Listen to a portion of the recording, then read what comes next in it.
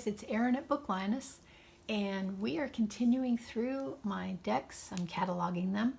We are now on the Ghost Tarot. This one I really had to think about before I got it, and I had to review flip-throughs and really look at the images because I was on the fence with them. I didn't want to get just a ghosty Halloween deck, but this one actually kind of called to me because it's more of a remembrance of the images that it shows, if that makes any sense. It is a Lo Scarabeo deck, and it comes in the same kind of flimsy box.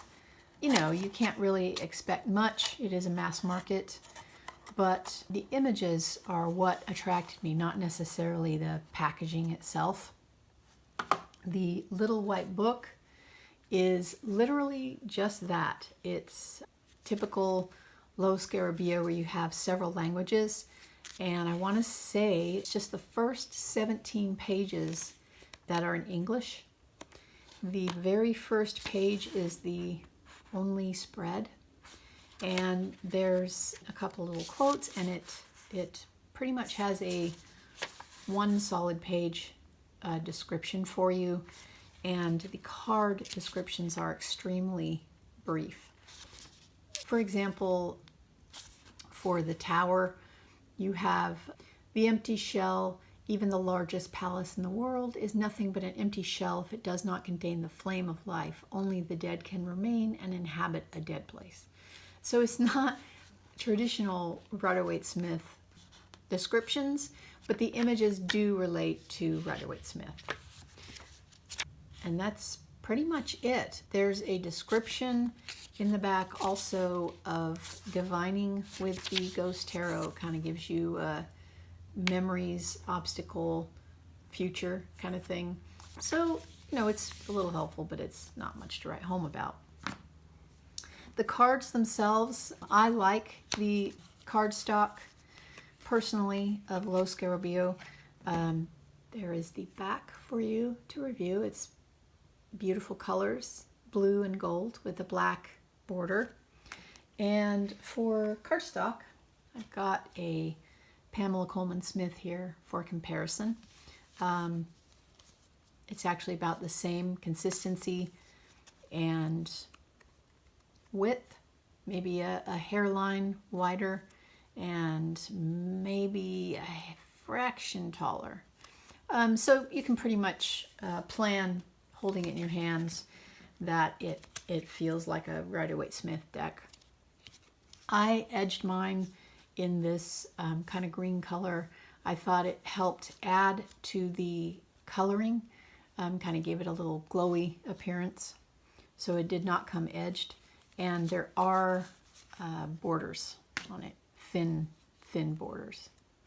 It's a very flowing, dreamy sort of deck, and it is Rider-Waite-Smith based.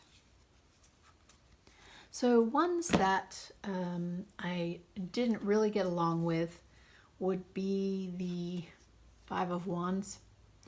It was just a little confusing to me because you kind of have these fiery, naked people just kind of screaming, and I don't know, but different, Next would be the World, because it just shows kind of a globe with one image in it, as opposed to, the usual world or circumference of the universe that we're used to seeing. And it's not offensive. I don't not like it. It was just one of the ones that stood out as, And the other was the Empress, because this Empress, to me, just screamed more of an Alice in Wonderland type look. There's no symbol of Venus. There's no, abundance and fertility and, anything representing that of the Empress. She's supposed to be, what was that one description that Tiger's Abyss read from a book? She is chocolate wrapped in gold foil. There's nothing of that. If you compare her to the Emperor now, if you look at both of these together, you can see his symbols are there. He has his shield, you know, with his hawk, and he has his rams for Aries, and he has a little bit of personality, whereas she's just kind of, you know, who knows. But anyway, those were the few that didn't ring true with me. The others all do, and it was very hard to whittle down just some favorites. The Ten of Swords, I really liked it because you have the typical sword, you know, through the body, and you know, you can see he's done for. It's the end, it's done. But look, here is the reflection of him, and he's gazing back and looking at what happened. So it's kind of, you know, it's not over in a way, because he is kind of reborn. Because it's ghosts, yes, he's a ghost, but you get the idea with that Ten of Swords. One of the coolest death cards, I think. Look at the gates opening, and there he's kind of turning the full moon there, and he has his sickle.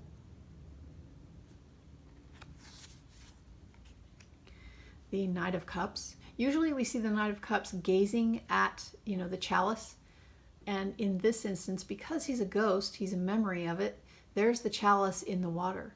So you kind of wonder, you know, did the knight do something? Did he lose his focus, and maybe the horse fell or he drowned, and now he's a ghost, and all he has left on the earth is the chalice.